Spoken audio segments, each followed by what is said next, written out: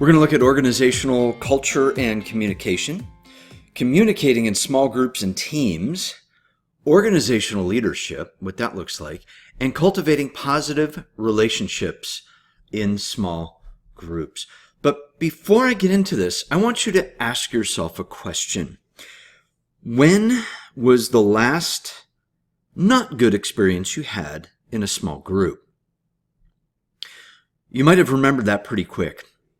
When was the last really good experience you had in a small group? Might take a little bit more work on that one or a little more time. You might have had one, hopefully you have, but we tend to remember the bad things versus the good. So here's what I want you to do from this day forward. From the moment you hear this, I want you to forget your past experiences you've had in group and try to start over fresh. Again, easy to say, hard to do. But you will be working in a lot of small groups and teams out there in the real world and in school. Please try to have a fresh start on this. Use some of the techniques you're about to hear in this chapter, and it really can make a big difference. Remember, communication begins with you, the self. So take control of yourself first, and hopefully other people will follow. Organizational culture and communication. Effective organizational functioning includes investigating organizational cultures, understanding organizational structure, and analyzing organizational communication practices. Organizational culture refers to the attitudes, the values, and beliefs that commonly characterize the interactions and behaviors of other people in an organization, whether that be a company, just a get-together group, a baseball team, a bowling team, a golf team, a tennis team, a wrestling team, a football team. It really doesn't matter. Whatever people are together for a common reason, it's an organization. So keep that in mind.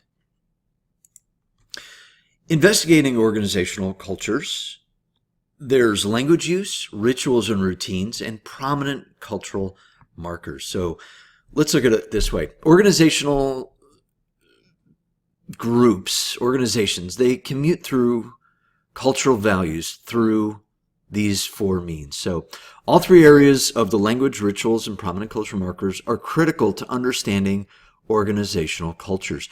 There's different tech talk. There's different ways that the day starts, that lunch happens, the day ends, when you're off work or when you're on work. Prominent culture markers, what might those be?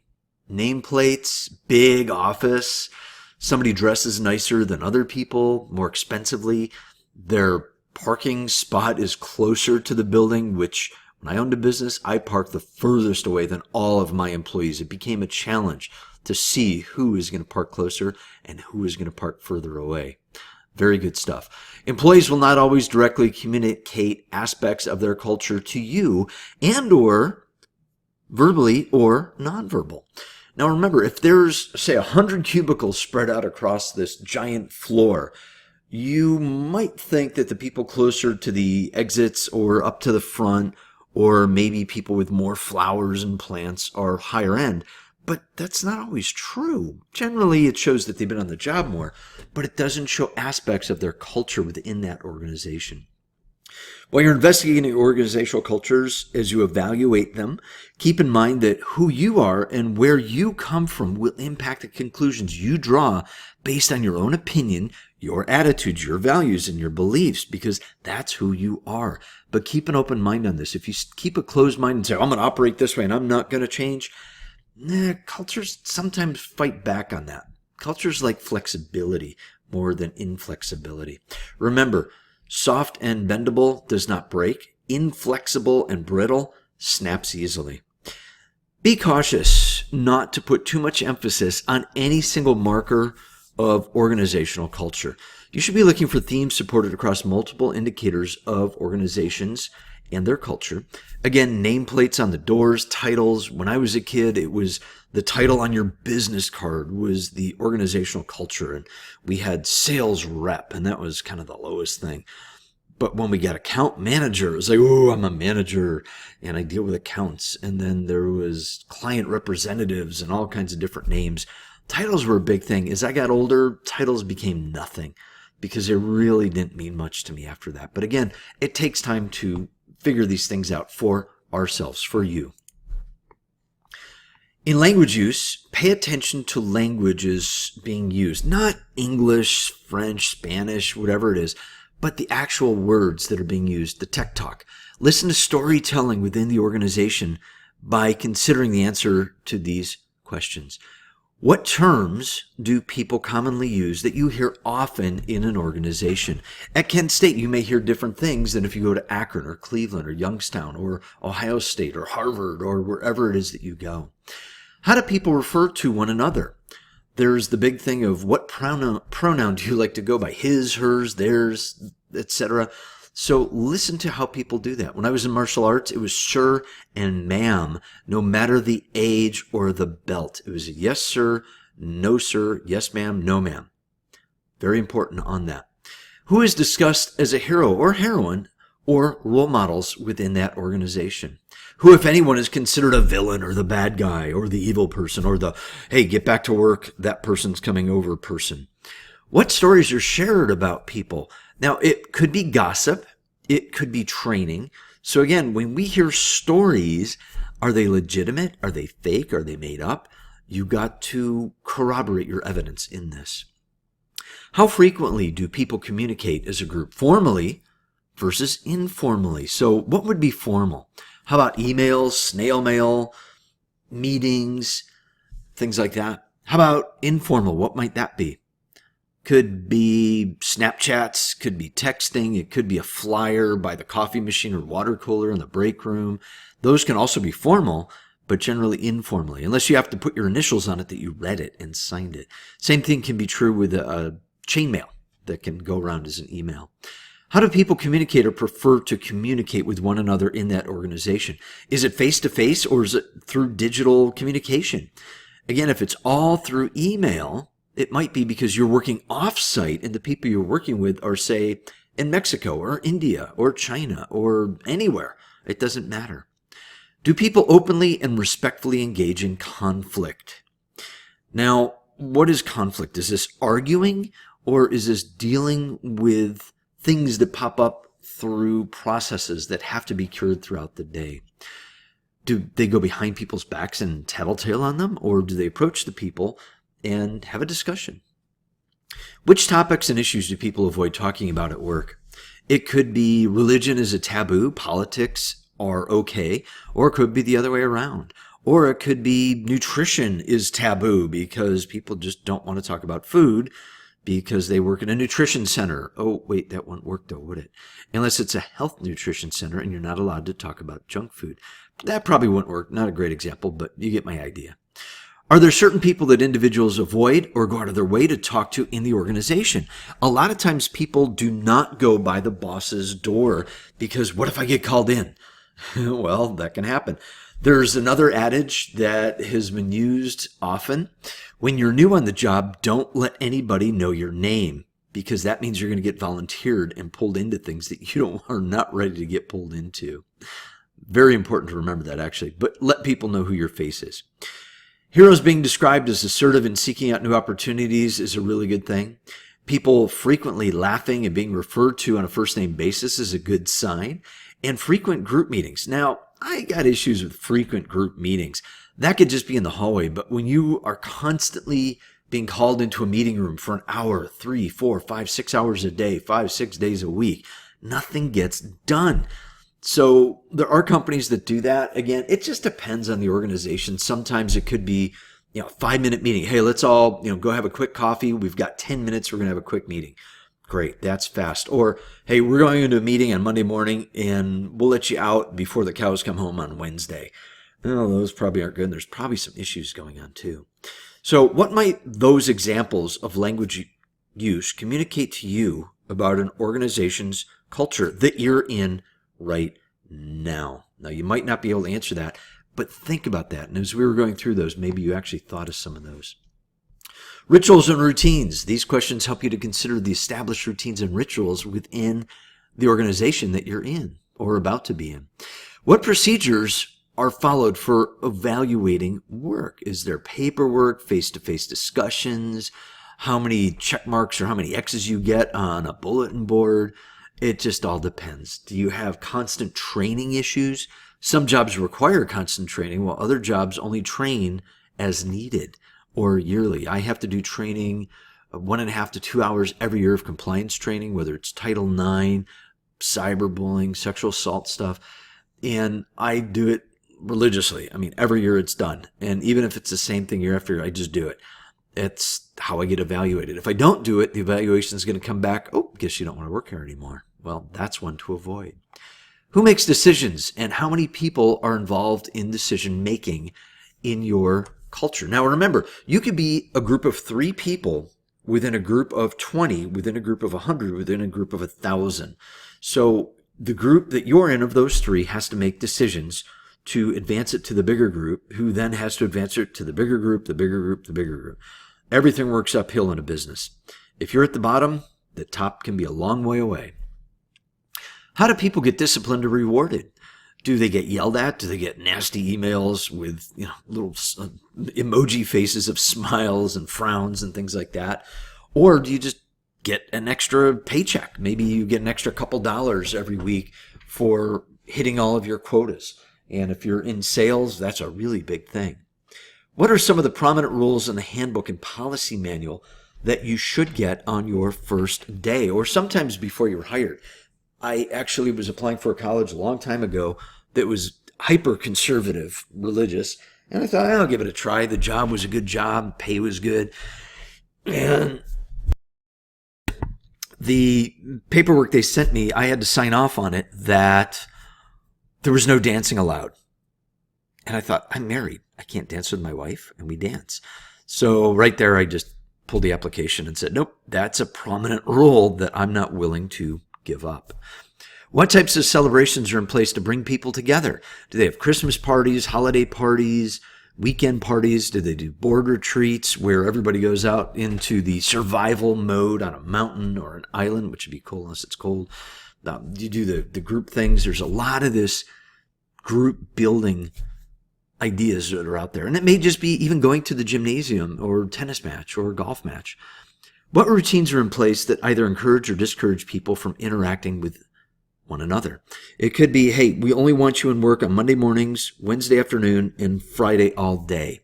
Well, that's a routine, but it might be to increase your productivity on a computer that they're also monitoring. I have a friend, she has to wiggle her mouse every 60 seconds or an email pops up saying you're not doing your job. Her job is to use her hands to count pills in a pharmacy department. That makes no sense, and she knows it, but it's good money, so she deals with it. A focus on rewards, such as monthly bonuses and the top performers in each unit, could be a good thing. No events bring people together in a casual way. Few people are consulted before important decisions are made. And a culture might hold a yearly award celebration for employees. That's usually a big thing. End of the year rewards where almost everybody gets something. And it's not just because everybody gets a participation trophy, but they get rewarded with a certificate, maybe for training or for some level because it's mandated. So therefore, the reward is also in a way mandated. That's actually a good organization that does that. That's a good HR department that'll bring that together. So what might you have seen in here of the examples of rituals and routines? What do they communicate to you about organizational cultures that you're involved in now? Those prominent culture markers. These questions will help you examine an organization's symbols and artifacts.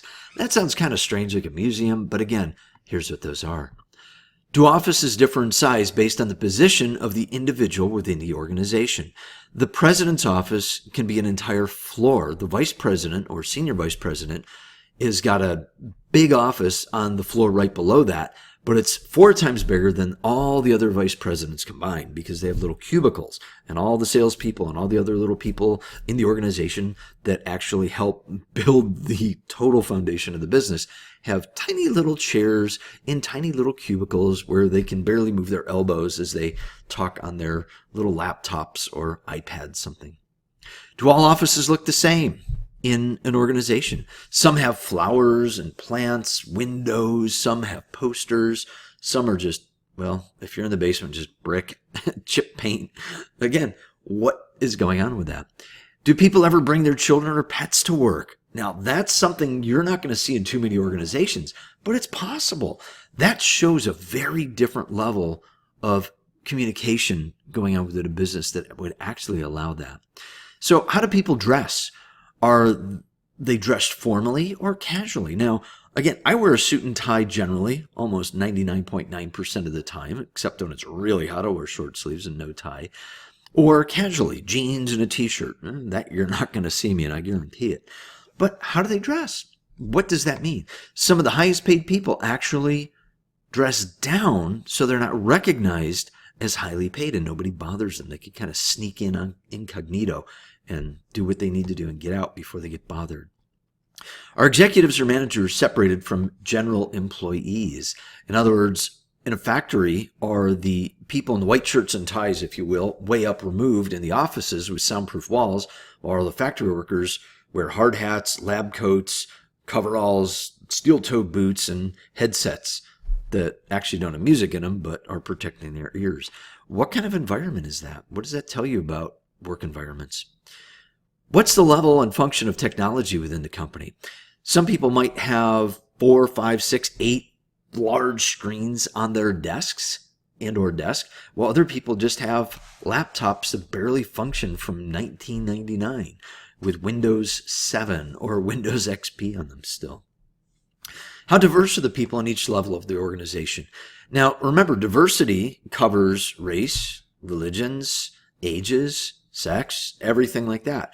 So if you see the same type of person sitting there and you don't look like them, you might feel a little out of comfortable. You're probably going to notice that. Diversity is a really cool thing because now you got all kinds of ideas from all kinds of backgrounds, cultures, religions, and everything. What's the proportion of men and women in entry-level versus management positions? That could be a big thing. In our class, we have more women than men. In organizations, there could be more men than women in management. And it could be a flip-flop, too. At Kent State, for as long as I've been there since 2011, it was always said there's more men than women in power positions. Well, we had a female president for a very long time. Now we're back to a male. So I got a feeling all those arguments are going to start all over again that we're top-heavy male. Well, this is a natural progression. Some businesses purposefully make sure they're equal, but in some ways that can lead to problems with ratios. So again, we're not going to get into that, but that's a prominent culture marker. If it's all men and you're a woman going into that organization, how's that going to make you feel? Or if you're a guy going into an all-female position, how's that going to make you feel? You may not have any feelings about that. When I go to substitute, the kids go, "We have a guy today," because there's not many men that are substitute teachers. Very interesting. It makes me feel really special, but again, that's a unique environment for that. So what might the examples we looked at communicate about organization culture that you're involved with now? Understanding organizational structure is pretty important when you go out there, and the key word is hierarchy, and this compromises the levels of responsibility and relationships within an organization. So thinking of the organization that you have worked for or that you're working for now, or one that you want to work for, how much importance is placed on the hierarchy within that organization? In a really strong hierarchical organization, say the military, what happens if you express concerns to the wrong person at the wrong level? In other words, the hierarchical member. If you're in this business situation, you have a president here, the financial manager, HR manager, human resources manager, then you have the different departments, and you are the starter, say, in the public relations person. You're the newbie. Do you go right to the president and say, "Hey, I got a really cool idea"? Well, if you bypass these people, they might be the gatekeepers, if you remember what that is. They control the information going upstream or downstream. They might be really upset with that. In the military, a private does not go to the general and say, "Hey, general, I really don't like our training today. Can we change it?" Not going to happen. He could say that to the corporal who is right above him, or the private first class, but generally they're going to get told, "Shut up, get back in line, keep your mouth closed, and do what you're told." If he goes to a sergeant, the sergeant is probably not even going to respond. They're just going to go to the next person down the line and say, "Hey, fix that problem." When I was in martial arts, it was extremely critical that you did not jump way ahead to the grandmaster. You went through the master of the class or whoever was just above you. That's just the way it works. unless you're approached first. Differentiation and specialization refers to the division of labor in an organization and the degree to with what each individual does and has a unique role and responsibility for. Fast food places, things where there's kind of factory work done, we tend to do different jobs. I used to work at McDonald's when I was a kid, and I worked the fries. The fries was my thing. I didn't like to go in and do cash register, but that's where you always started, so you learned about customer service first. If you're on milkshake duty, that wasn't fun. It was kind of boring and your hands got cold, but on a hot day, can I work the milkshake machine? We had a really busy McDonald's where I worked. And then when you got to the grill, that's when you actually got more hours. So that was a differentiation in jobs. Even in the military and martial arts, it was there. Any job you go to, teaching, you're possibly, depending on what grade level you're teaching, you may teach 5 different subjects, or you're working strictly language arts or social studies or math, or maybe it's everything depending on the level of children you're working with. In my case, communications is my specialty, so this is where I work at. Strategic ambiguity refers to intentional uncertainty and vagueness in a job. If you get one of those jobs and they don't really tell you what you have to do, well, take the paycheck, but get that resume ready and look for another job. How do you think differentiation and specialization impact interactions among the employees within the organization you're in or want to be in? Is it going to segregate and separate people? Is it going to discriminate against certain people for certain things? Maybe certain people have to go in the back door and only certain people are allowed to go in through the side or the front door of a business. And it could be because the bosses are all up front and they don't want the worker bees to be coming in that way. They only want customers and the high-end people who wear suit and ties to come in through there. Formalization refers to the rules and procedures and norms that exist for carrying out workplace practices. So highly formalized organizations have extensive rules, and these are in place for specifying what people do and how they do it. I had a very old friend of mine, a stockbroker, worked for a company that I believe they were out of Sweden. Their employee manual was over 700 pages. Now, these people make some money, and I'm not talking 50, 60 grand. I'm talking $500,000 to $1 million and a half dollars a year. Really specialized jobs. In this book, and I kid you not, they were told what kind of underwear they can wear under what kind of clothes they can wear. And I said, are you serious? He said, it's not a problem with the money we make. We don't care. You got to follow the rules. The problem is, how does the company check to see that? That's a very personal and private thing. And I'm laughing because I just find that a joke. But you know what? That's structure. Less formalization in an organization means individuals are allowed a great deal of flexibility in how they carry out their work. Let's take an example of a restaurant. A restaurant, well, it's kind of highly formalized. Somebody takes the order, it goes back to the chefs or the cooks, they cook it, and then it goes back up front, and then the bus people or the waiters, waitresses take it back out, so on and so on and so on. Dishwashers generally who are messy, they got gloves on, and they got all kinds of, they're just soaked in sweat and food and grime. They're probably not going to go take an order from people. But in some organizations, you will go in, you'll talk to one person, they'll take your order. They may actually go cook the food and bring it back to you. That's called small mom and pop stuff. That's different. In a hospital, would you want maintenance person taking your blood for a blood test? Would you want the neurosurgeon coming in to take your blood pressure and sending you their bill at their billing hours? Now, if you don't know anything about that, you couldn't afford that. It's very expensive to do that. It just wouldn't work. So what are some of the benefits of working in a highly formalized job versus a less formalized one? And what might the drawbacks be for some of the things that you know about your company and how that works? Formal communication consists of messages that follow prescribed channels of communication throughout the organization. In other words, president says it to the managers then tell it to the departments. Generally, this is called downward communication. When it goes upwards, again, we don't skip that step. You go right to the next person. And a lot of times the manager will say, hey, any problems, you come to me. Don't go to anybody else, because you're going to open up a can of worms. It's going to get you and me in a lot of trouble, and we don't want that, right? And your answer should be right. Now, here's the thing. What if you're in public relations and you need to talk to R&D or research and development about something they're working on that the salespeople are trying to sell that operations is not doing, that you're trying to fix through a press release? Well, maybe you can go sideways, but maybe, again, you go through HR that then goes to here, that then goes to there. That's called bureaucracy, but it's also called horizontal communication. Within the same department, people might talk back and forth, but to jump departments might be a little bit trickier. Again, know how this stuff works. This is really important to do.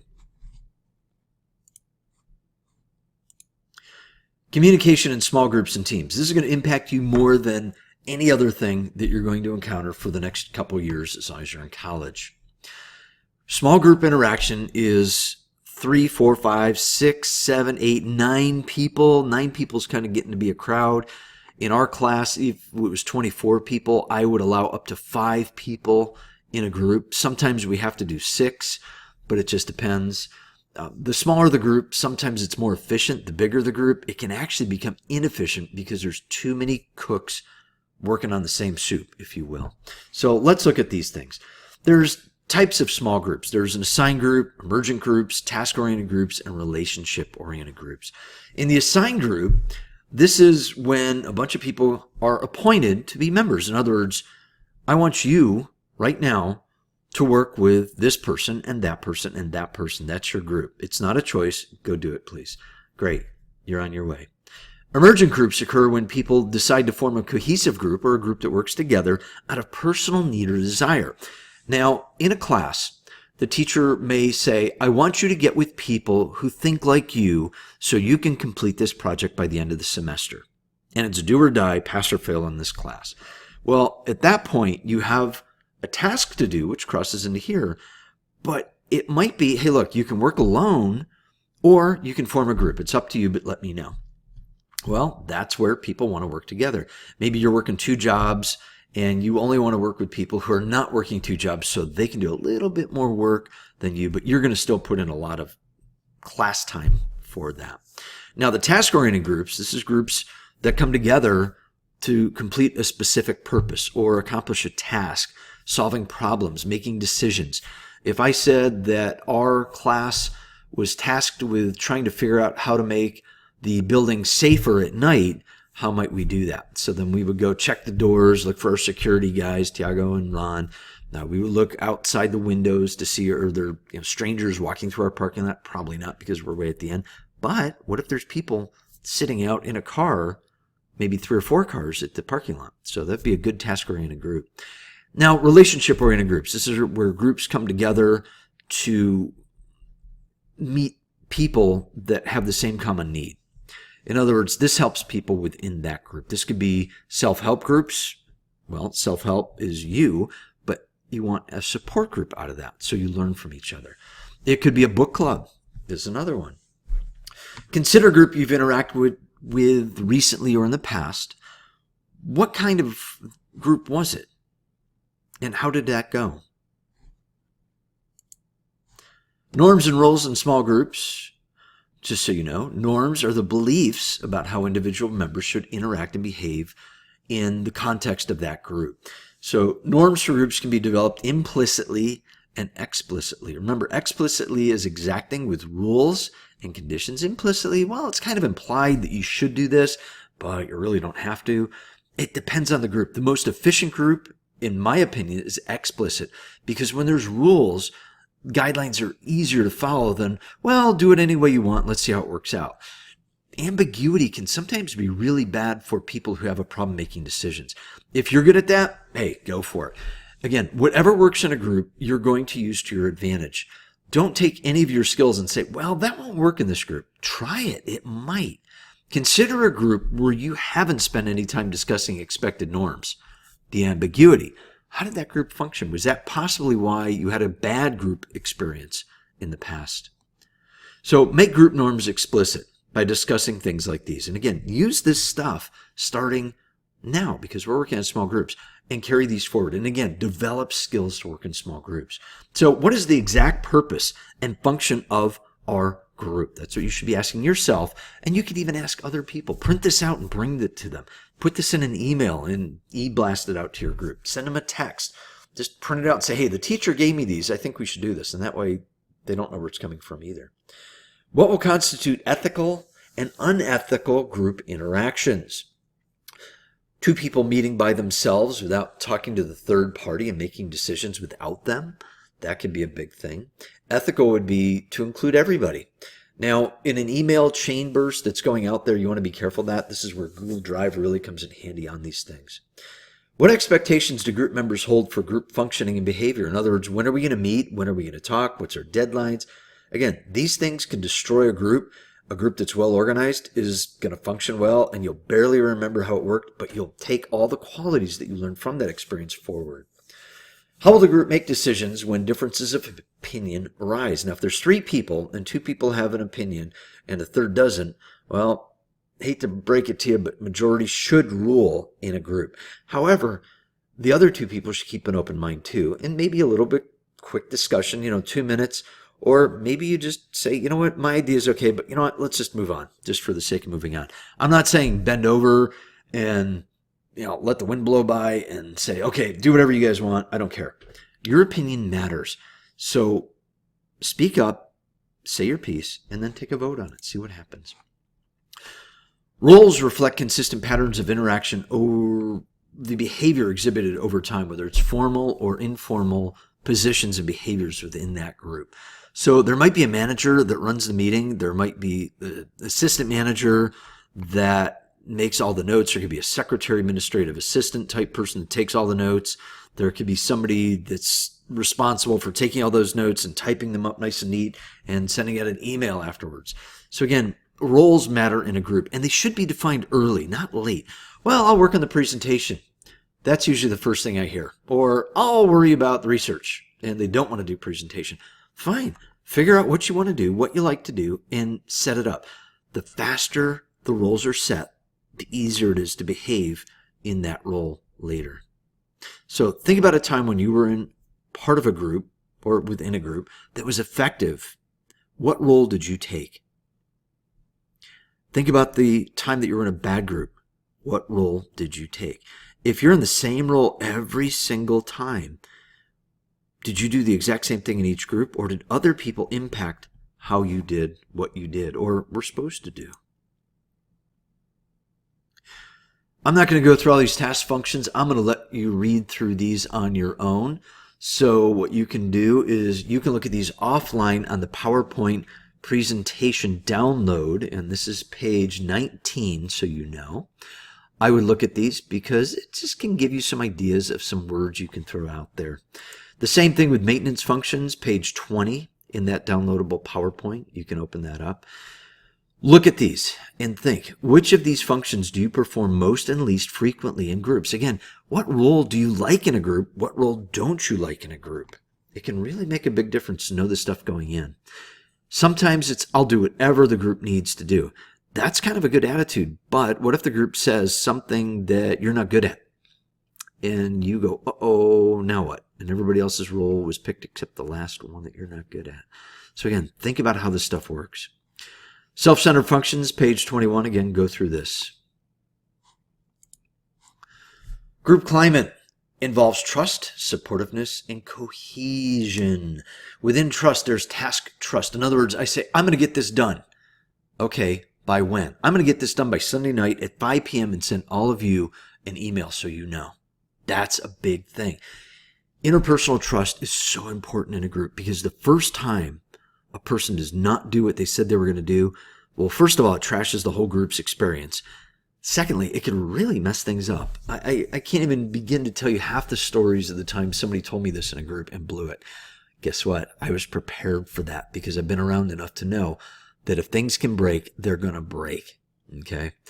Then there's that group that has what's called group think. This is where everybody in the group has the illusion that we are the best, we are the greatest, nothing can go wrong, we are going to rock this. Okay, we'll keep talking and nobody does anything, and guess what? Nothing gets done and you fail. Danger, danger. be very careful.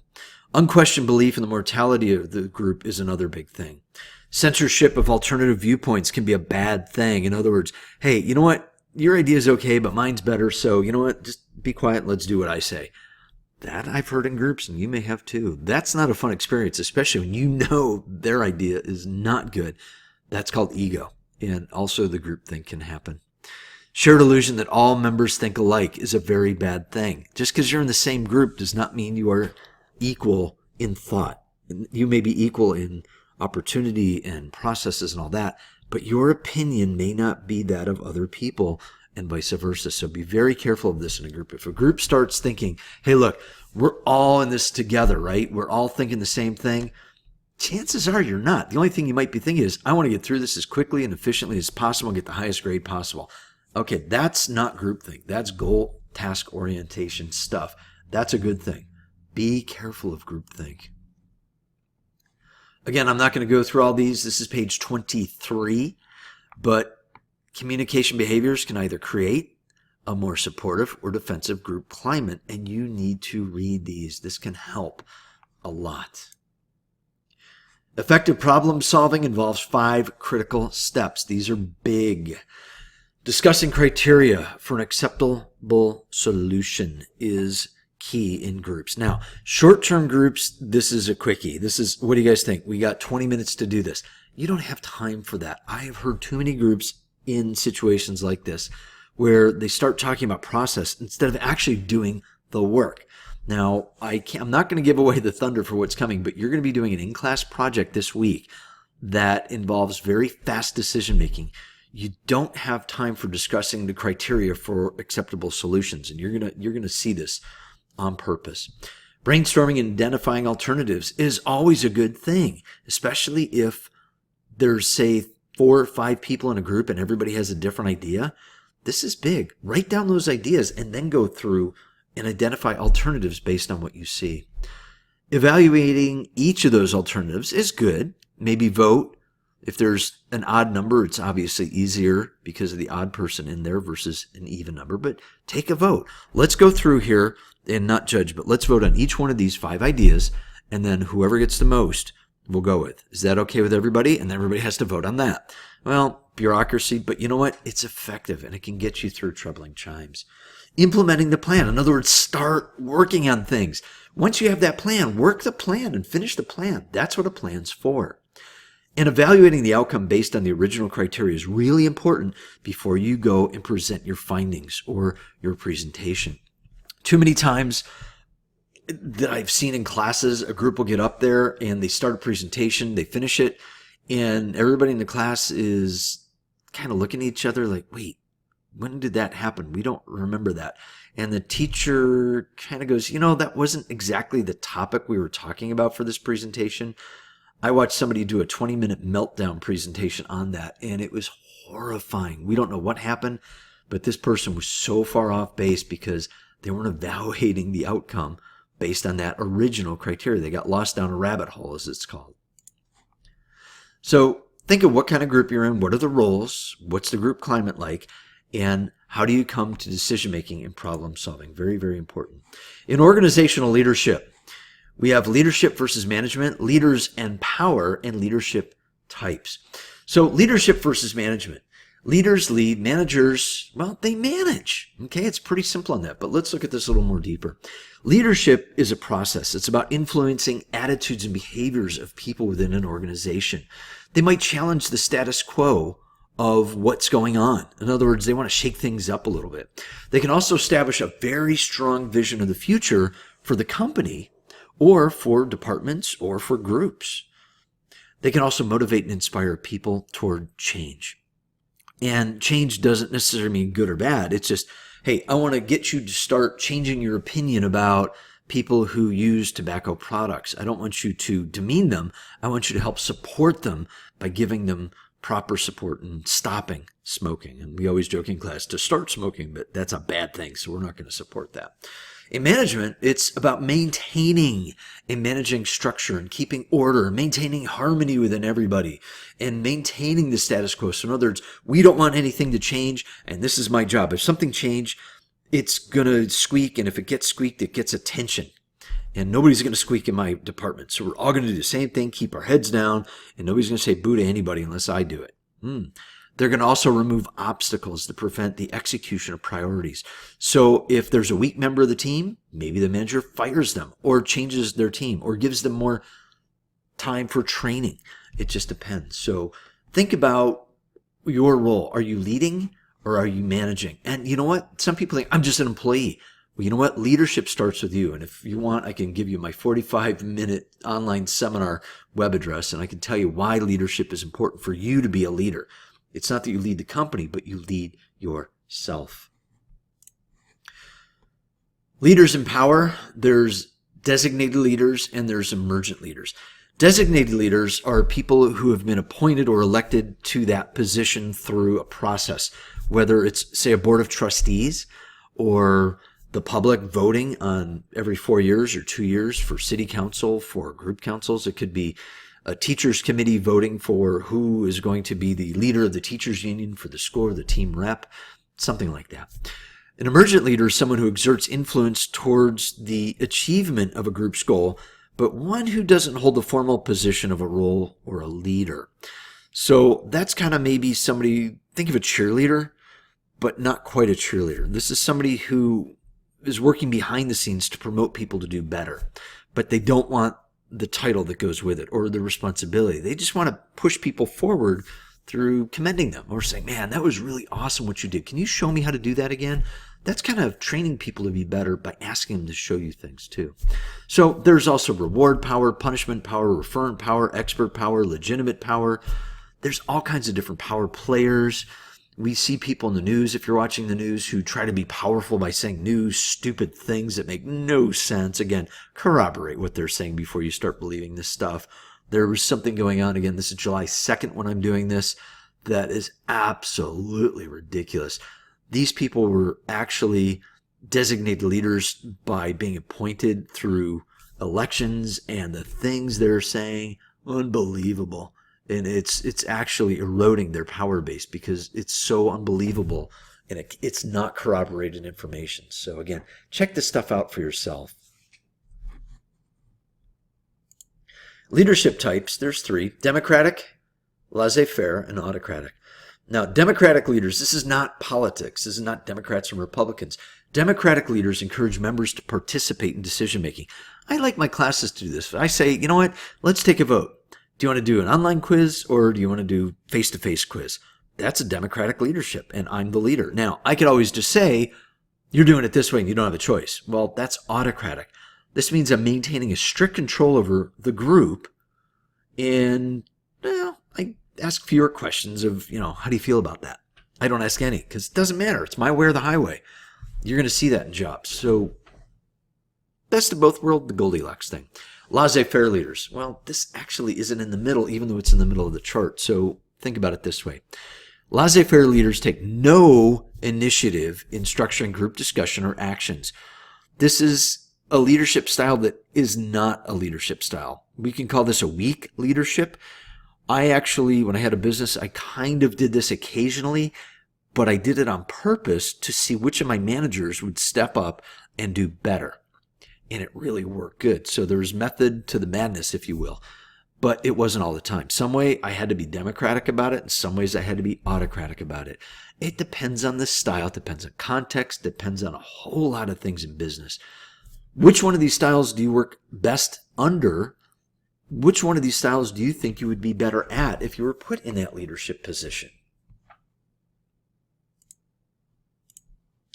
Cultivating positive relationships in small groups, really imperative stuff.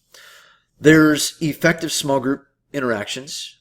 This is how you relate your statements to preceding remarks. In other words, things that people say, how do you respond back to them? If somebody blurts something out, do you say, you know what, shut up, sit down, we'll call on you later. It was a dumb idea.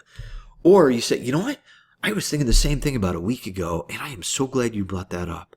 That makes the person who said that feel really good versus putting them down in place. Communicate your ideas with clear and simple language, not, beating around the bush and hemming and hawing about all this goofy stuff and high-tech talk. Be plain and simple. So, what do you think? Versus I really think that idea was okay, but, here's some issues with that. 1, 2, 3, 4, 5, and I think we should do this. And too much. Get also to the point quickly. If you are on a time deadline and you only have 20 minutes to a half hour for each of your meetings that is only once a week, you don't have time to say, so, hey, what'd you do this past weekend? What do you want to do next weekend? So how's your other class? Hey, what about that assignment? What about that teacher? Blah, blah, blah. No, get to the point quickly. Hey, we got 20 minutes. Let's get as much done as we can. Okay, ready? Go. What's the first thing we need to talk about? There it is. State one point at a time. Don't list out, here's the 5 things we need to do today, and then list them out. Say, hey, we have 5 things we have to do. Here's the first thing. You got to keep people on track too. Call them out and say, hey, you know what? That's awesome, but can we talk about that later because we are time structured. It's how you get people back on track. In other words, their preceding remarks. Be effective in this. Be thoughtful on this.